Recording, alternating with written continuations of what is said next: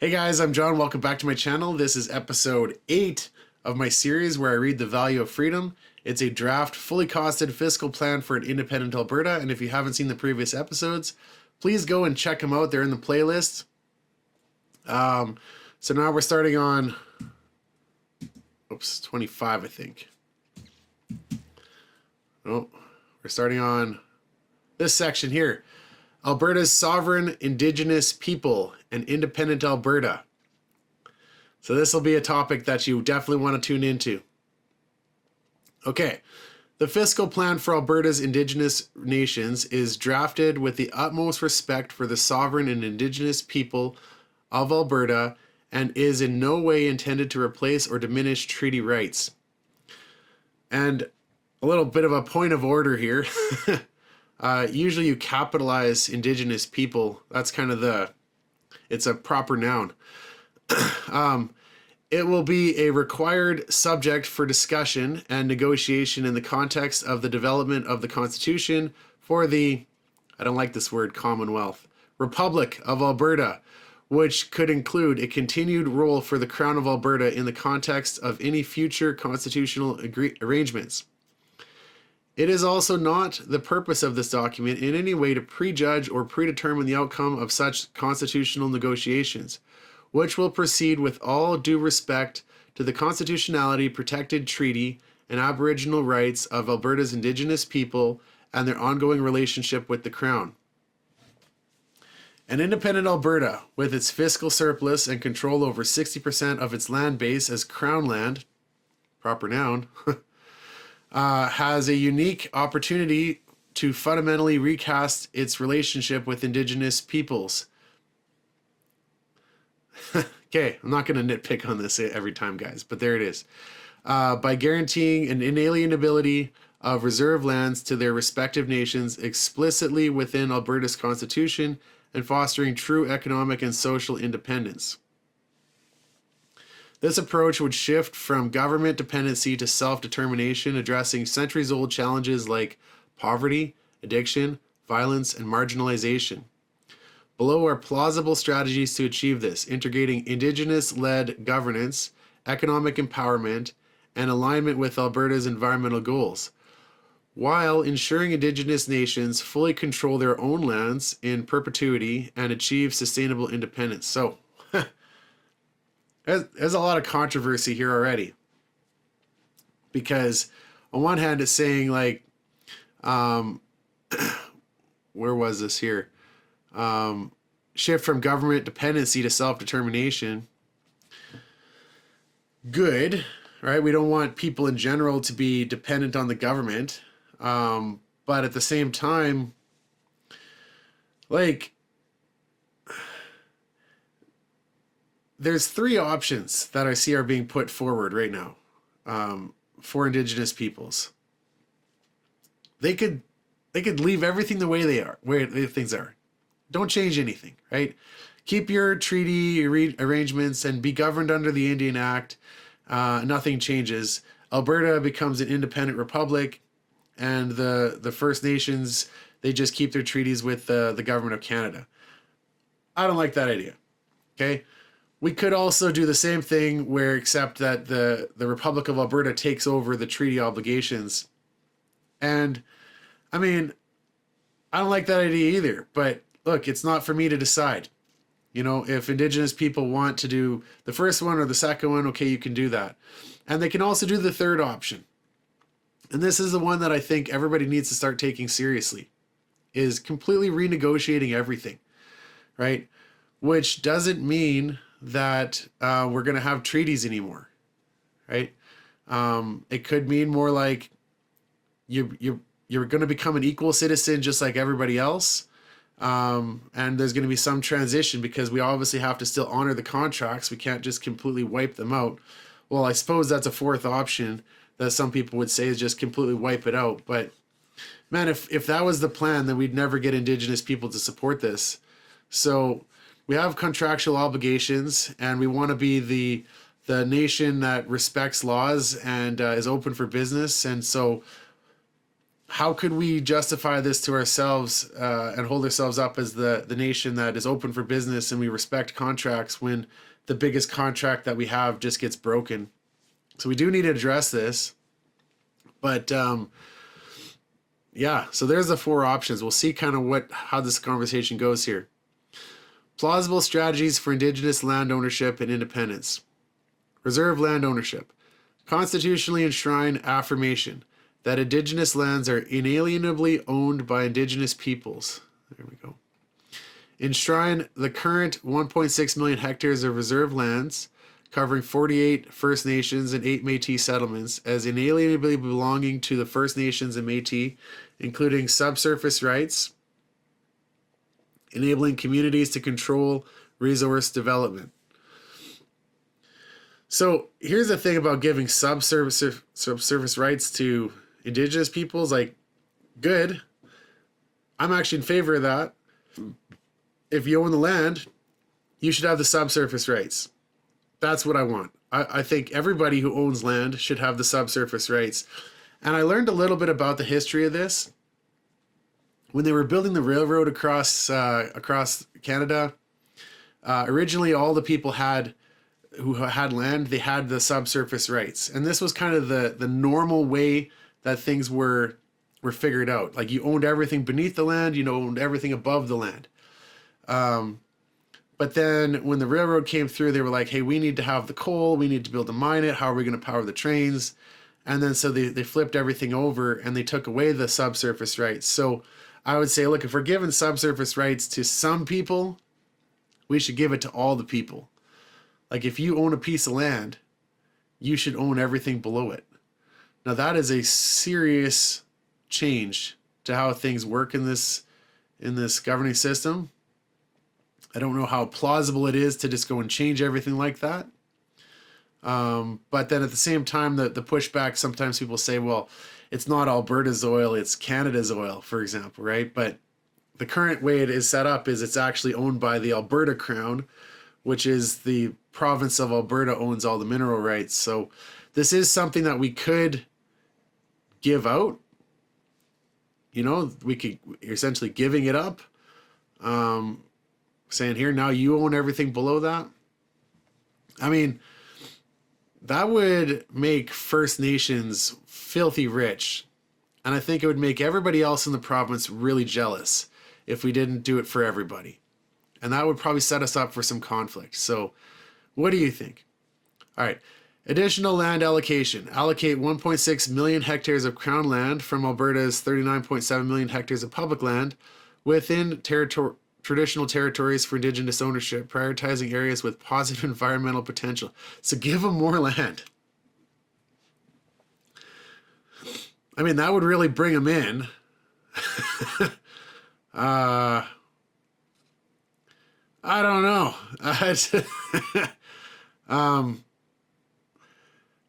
I was born here. How come I don't get a share of this? Like, how far back do you have to go? You know what I mean? Like, it feels like it's not fair. It's really sugarcoating it for one side and not for the other, right? I'm just trying to think of potential pushback here. Legal framework. Constitutionalize treaty processes without bureaucratically constrained Indian Act. Embed the inalienable property rights into the Alberta Constitution, enshrining Indigenous nations forever have autonomy over their land use, land development, casino gaming, and other local developments, as well as conservation in all cases absent of the Federal Indian Act constraints. Like, if I was Indigenous, that would just be like, sugar, to hear that. Like, I just love to hear, ooh, I want it. That's such a good deal. But at the same time, like, forever is a long time. And, 200 years from now, it's plausible to see that maybe some of these reserves have shrunk in their population size to the point where maybe there's only 10 people left who still have the, like, you know what I mean? Or it could go the other way around. Like, maybe the population grows so big. I don't think this is a very wise way to do it. I think we need to just have citizens. You're a citizen, yeah. This is a tricky one, guys, and I fully admit I'm an expert here, but not an expert here. I'm a bit stumped on what to do here. I'm just reading and thinking out loud. Implementation. Initiate consultations with Indigenous leaders as have already begun, and in year one, complete design agreements which embody the key elements of Indigenous ownership clearly and unambiguously into the Alberta Constitution. Transfer title of an initial 0.5 million hectares of additional land by year 5, funded by the planned 4.2 to 5 billion annual expenditure, supported by constitutionally supported resource revenue sharing identified in the business plan. So now, previous videos I asked, like, why was there an increase in funding for Indigenous issues in that budget item, and here's where it's actually saying it. So, excuse me, kind of getting over a cold here. Yeah, I don't agree with this. I don't think we should be constitutionally enshrining one group of people more land just based off of their race. I'm just gonna say it. This is the whole problem with the Indian Act, right? And the treaties to begin with. Back in the day, when they just wanted this chunk of land, then it was like, okay, well, there's people living here, so let's put them here, and this is your land, and then we're gonna have all the other stuff, you know, or divide it up. And later on, it's like, actually, this isn't working for us, and you know, now we're still stuck in the same problem. So, any law that's based off of a race isn't going to solve this problem. Economic self-sufficiency through resource and revenue control. Resource revenue ownership. Confirm Indigenous nations 100% of resource revenues from their identified lands, potentially generating an additional 1 to 2 billion annually, based on Alberta's $17.1 billion resource revenue proportional to land share. This replaces federal transfers 1 to 1.5 billion annually and provincial contributions $200 to $300 million. So yeah, if they owned the resources, they would get a lot more money. That's a true statement. Indigenous-led environmental management. Enable Indigenous nations to manage 1.6 million hectares for overall environmental benefits. Rotational grazing, grasslands, reforestation of foothills, aligning to overall Alberta's goals. Well, okay, if you're going to put constraints on what they can do with their land, then they don't really own it.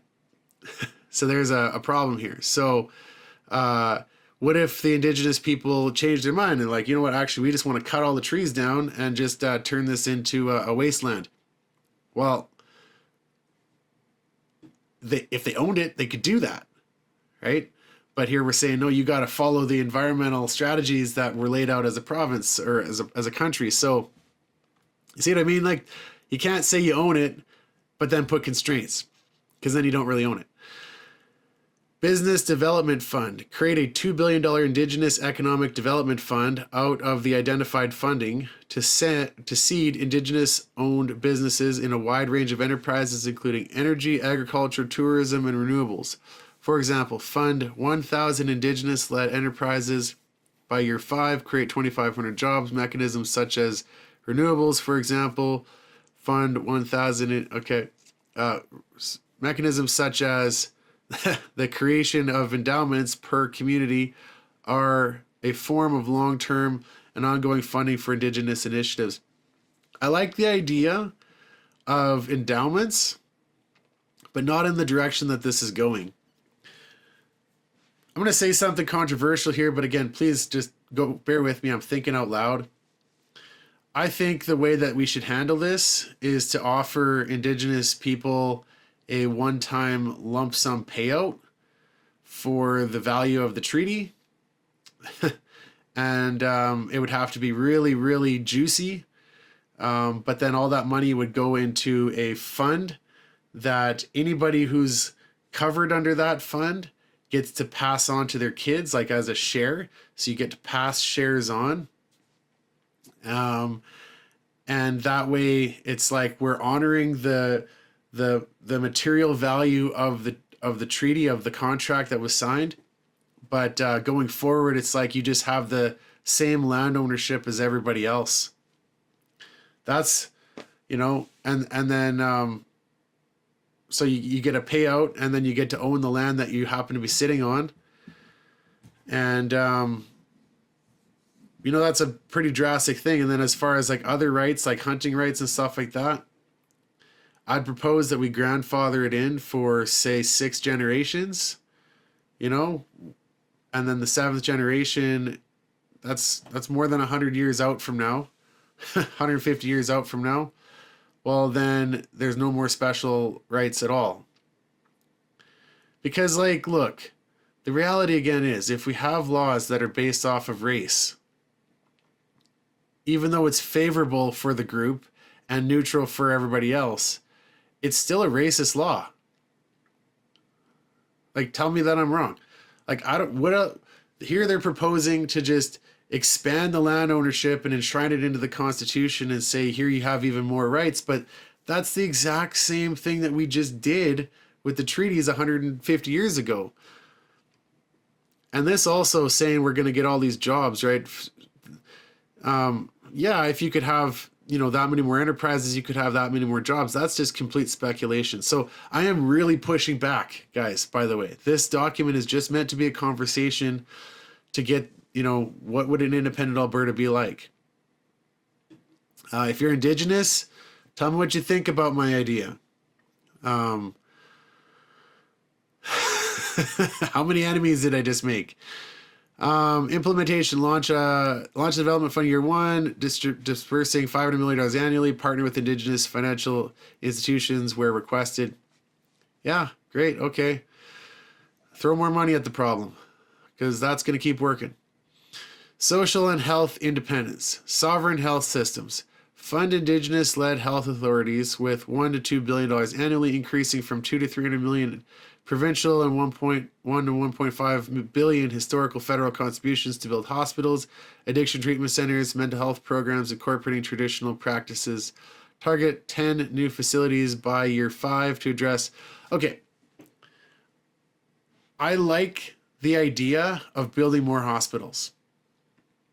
And for what it's worth, I like the idea of having, because essentially this is a private hospital, right? It's like we're going to be using traditional practices. So I'm envisioning, ceremonies and stuff like that happening there that are maybe Indigenous oriented and things like that. But we need hospitals for everybody. And we shouldn't just have hospitals that are just for Indigenous people. I don't think that's what this is saying, but it's like, here, let's put more hospitals, in their areas and stuff like that. And great. And if you got a big problem, like apparently there's a big addiction problem, mental health problems, that disproportionately affect Indigenous peoples. Yeah, you need to put the solutions closer to where the problem are. But we should be doing this for everybody.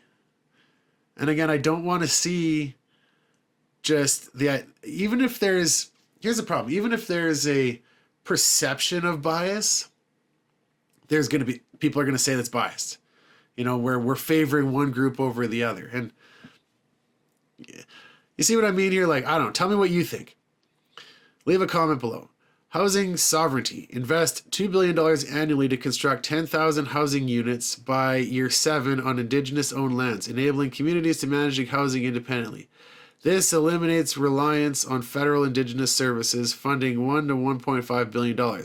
Ensure that housing is built to be fit for purpose, particularly to accommodate large extended families by avoiding arbitrary low-income size housing limitations imposed by CMHC. So there might be a problem there with the way the current system is set up, where we build houses for like single families, and maybe traditionally Indigenous people like to live, in more like extended family groups. I don't know if that's true or not, by the way.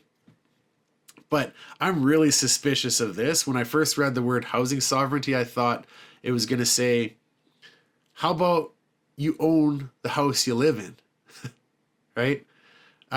It's your property. You can buy and sell it and do whatever you wish with it. But that's not where this went. This is, here's the government going to give you a whole bunch of money, build all these houses, and it's just going to continue the way it's always continued. That's the problem. Unless you own your actual property, you're not going to take ownership of it. And it's not going to be benefiting you in the long term. Like short term, it gives you a place to live, but long term, most people get wealthy over their lifetime by buying a house and by selling it, improve it, sell it, move around, and then slowly start accumulating more wealth. And this is something not available to Indigenous people who live on reserves. They don't own their houses. So now I kind of want to back up more general here and say, well, if the problem is that people don't have houses, then that's a people problem, not just an Indigenous people problem. You see where I'm going with this? So if we're going to build houses for people who are homeless, okay, that's one thing. But again, I don't think more government handouts and big government programs are going to solve things. I'm worried this will turn more into, like, if you ever look at how they built things in the communist Soviet Union, right, where they had these large housing developments and they just packed everybody in there. It's like, well,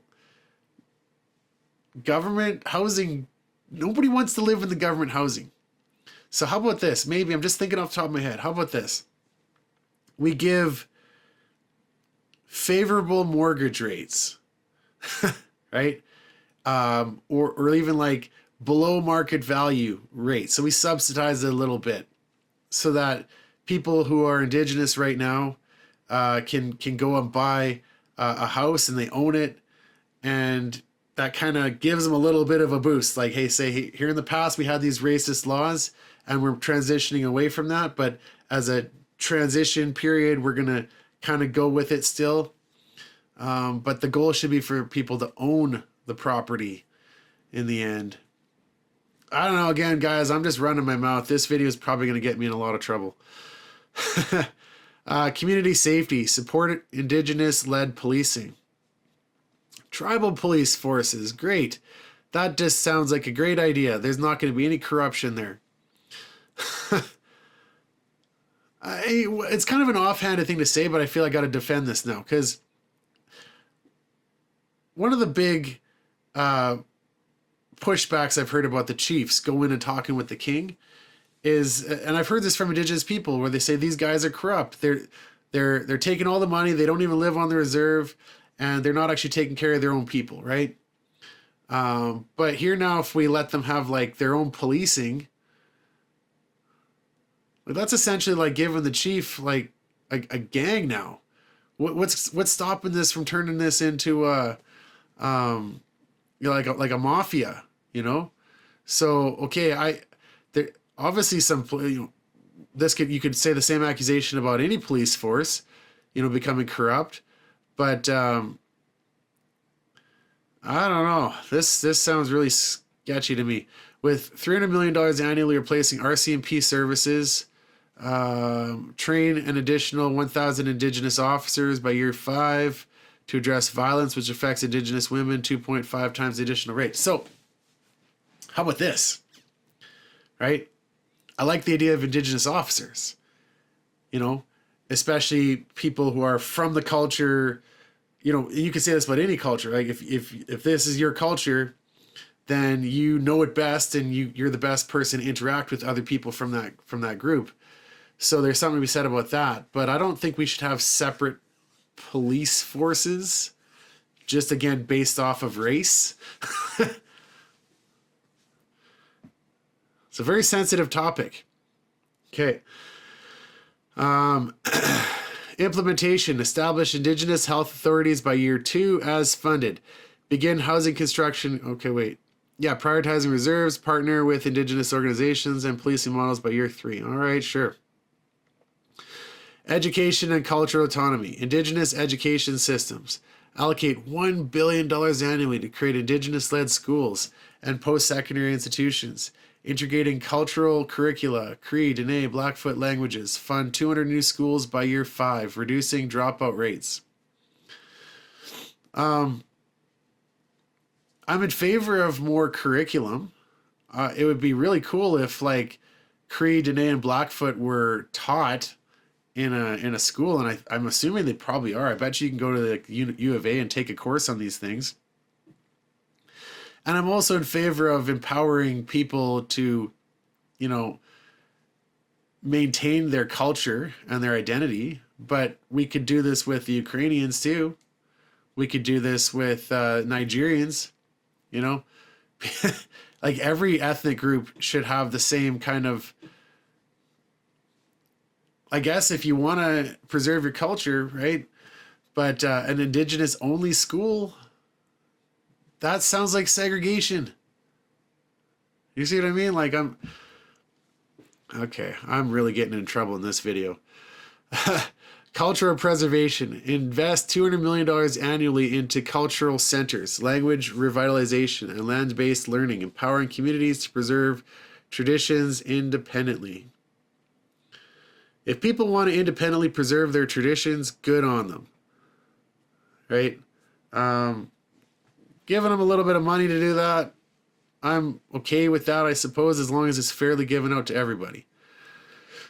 Government training. Provide $100 million annually for leadership programs to enhance Indigenous government capacity, ensuring self-determination without government oversight. With self-determination without government oversight.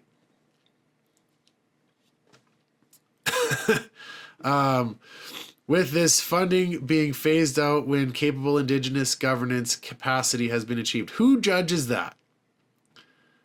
You can't put a target like this where it's like, okay, once you're capable, I'm really critical of this document at this point, guys. I don't know. I'm glad we're having the conversation because this is just one opinion amongst many. And obviously, now I'm starting to see the solution here actually has to be everybody talks about it. And that's my goal of reading this out. Okay, I'm giving you what's coming out of my mind. And I'm not saying I'm right or wrong about this, but here's one point of view. We need to get input from everybody on this. Integration with environmental strategy. Indigenous-owned environmental projects transfer 1.6 million hectares of land, including grassland foothills, within traditional Indigenous territories for Indigenous-led environmental management, including provision for natural carbon sequestration, yielding 0.5 to 5 million tons of carbon per year. Traditional knowledge leadership. Empower Indigenous nations to lead fire management and peatland restoration using traditional ecological knowledge to enhance Alberta's environmental goals. You know, okay, again, I'll open my big mouth here, but I feel like there is a romantic idea that Indigenous peoples just know how best to take care of the land. They're just living so in tune with nature that everything is going to work perfectly. Traditional ecological knowledge.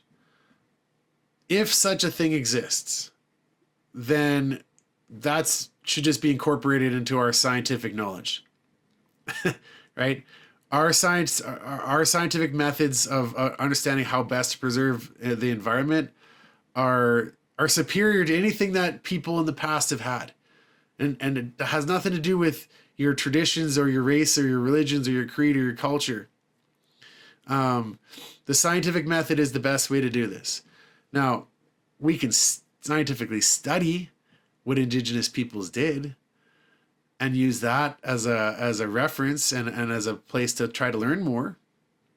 But just saying, okay, traditional ecological knowledge and somehow this is going to prevent forest fires, like that to me, God, I'm getting in so much trouble here. Economic incentives. Fund Indigenous environmental initiatives with $500 million annually, creating 2,000 jobs in land and forestry management. Great. Okay, but these are all government jobs. I don't want more government jobs for anybody. I want fewer government jobs. Okay? Maybe a better way to do this is to say to the logging companies, hey, if you want to log, you have to provide us with this data. to the oil companies, hey, if you want to drill oil wells, you have to provide us with this data. And here's the goals, and this is the method we're going to follow. We're going to have an independent analysis of it, and we're going to try to have a common goal for all of it so it's working together. But I don't want to just see the government dumping more money, especially in environmental stuff, because it's just an endless pit, where you have entire organizations that just receive millions of dollars a year from the government. And yeah, it creates a lot of jobs. But then what do they actually do? They sit in the office and then they read each other's reports and then they just get each other worked up into a frenzy.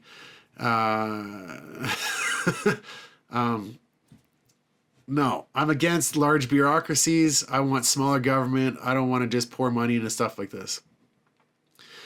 Benefits: self-determination, land ownership and resource control, eliminate dependency on federal provincial aid, empowering Indigenous nations to govern autonomously, and sovereign Indigenous nations with appropriate community-led checks and balances on community leadership. If this was possible, I think I'd support it. I'm just really doubtful. I don't think that there's enough Indigenous people on any particular reserve for us to say that they can govern themselves. Do you know what I mean? Like, if you got a couple thousand people even, you could, like, are we saying these are going to be like little countries, like little sovereign countries within our country? Like, at some point, just scalability. There's not enough human capital and human knowledge to be able to manage everything. And so if it's possible, yeah. But then what we're doing, this is why I guess they're using the phrase Commonwealth, because that implies a whole bunch of separate little groups that all kind of work together. Whereas a republic is like, no, all of the people are the king, So this is actually philosophically the philosophical underpinnings of this document are, I disagree with them quite extensively. Economic independence, resource revenue, $1 to $2 billion, creates sustainable wealth, reducing poverty 40 to 50% on reserves, and unemployment. Seems like we're just making up numbers. Complete jurisdiction of gaming, local business and agriculture, including dairy operations, subject only to Alberta's laws relating to criminal activity, safety, and the environment. Why is gaming chopped out? And I get it, because now it's like a lot of the casinos are on Indigenous land. So, but like, why is that something that is exclusively chopped out here? I've often speculated that the way drug money leaves Canada is through casinos, because I'm like, how else could you launder billions of dollars of money and get it back to the cartels? I just really see a big problem with some of this stuff. And then like dairy. So, one of the problems we have with dairy right now is there's monopolies in Quebec. You can't have dairy licenses. It's really expensive to get them. And, well, wouldn't this also kind of do it the same way? It's like now all the Indigenous people might just start getting into the dairy business because it's so lucrative, and then just undercut like it takes a lot of infrastructure to set up a dairy farm. So that's why they lobby for the monopoly, because they're like, hey, we don't want to invest all this and then lose it. And then there's also, the strategic benefit of producing our own. Certain resources get produced in case we can't depend on the United States, for example, to import dairy. But, so we need to protect certain industries. My mind is going in so many directions here. Social healing. Indigenous-led health, housing, and safety programs address addiction, violence, and housing shortages. Improve quality of life for 200,000 plus Indigenous Albertans. Like, okay, that sounds great. Environmental synergy. An Indigenous-managed sequestration contributes 2 to 10 million tons of carbon per year, enhancing biodiversity and sustainability, redress land transfers and co-governance, redress historical wrongs, building trust and partnership, clear management issues, through constitutionalized issue management process and agreements to be decided at a full constitutional conference. Risks. Legal challenges. Land transfers and resource rights may face disputes requiring robust treaty agreement, mediation, and arbitration. So like right there, especially if we're planning on expanding the size of the territories, there's going to be a lot of lawsuits over that. This is not, I don't support this. Okay. Economic volatility, reliance on resource revenues, risk fluctuations, oil price drops impacting. Yeah. So now the little reserves that own the oil underneath their land, they're going to be subject to the oil prices, and they might build their budgets off of that. And then the oil price drops, and then they're going to come and they're going to say, hey, look, the price of oil dropped. We can't fund our current government, even if everything is being run properly and there's no corruption. And then we're going to want to give them more money. But then when the price goes up, it's like, well, the money's there and you can spend it however you want. So it's like, I feel as a republic, we'd still have the risks of having all these little areas that are carved out based off of race. But there would be none of the shared rewards. And it would just be a mess. This is not a good idea. Okay, capacity building. Rapid transition to traditional government requirements may strain community resources, necessitating sustained training and immediate funding support. Funding allocation. Committing $4.2 to $5 billion annually to fund self-governance and self-reliance. This funding would require proper checks and controls. Here's a couple more $1 billion. Oh, but we're gonna properly control it and checks and balances. Yeah. Consultation complexity, engaging 48 First Nations, 8 Métis Nations, and urban Indigenous groups, inclusive, transparent processes. Historical trauma, distress arising from abuse of Canadian federal policies. Indian Act may slow partnership building. Okay, I'm gonna screw the last line here. Integration with the fiscal plan. The funds for the Indigenous are set out in this plan, $4.2 to $5 billion annually for these initiatives, including economic development, health and housing, education and culture, and environmental projects.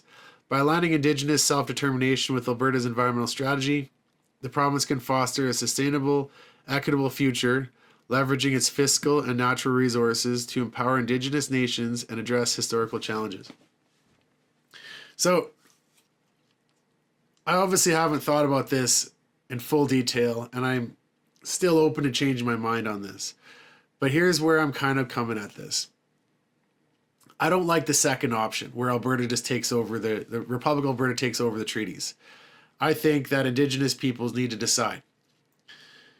You can keep your treaties exactly as they are, and you can be administered under the Indigenous Act as a subject of His Majesty the King.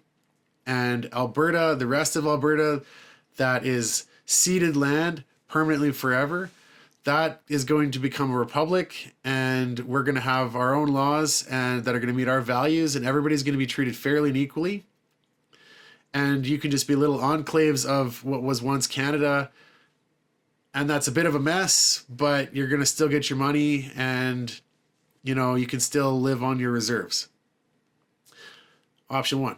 Option 2, because I don't want Alberta to take over that mess, right? If I would be strongly opposed to Alberta, leave the treaties exactly as they are with the exact group of people that it's with, or renegotiate something entirely different.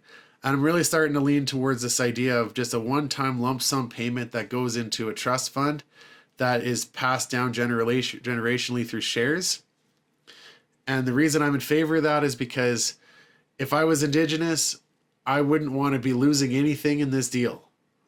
I think any reasonable person would say that. I don't want to lose anything in this deal. So we find the monetary value currently what it is, and we say, here's what you get. We agree on that. And it's got to be really juicy. It's not going to be like, so when they say like historical trauma, right? Abuse in the past, right? Well, this has got to be an offer that is like, here it's good.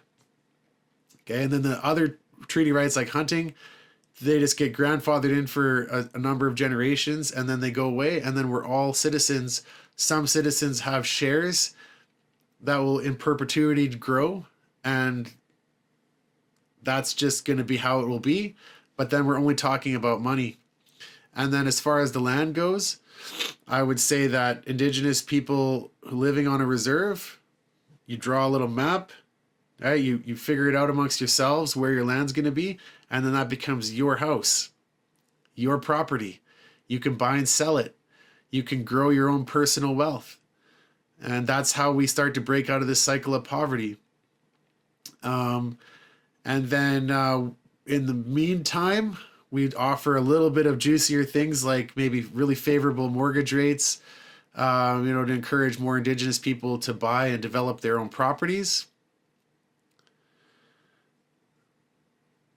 If I was Indigenous, that's a deal I would definitely take. But again, I'm thinking like a white man, so forgive me. Now, I've probably made a lot of enemies in this video.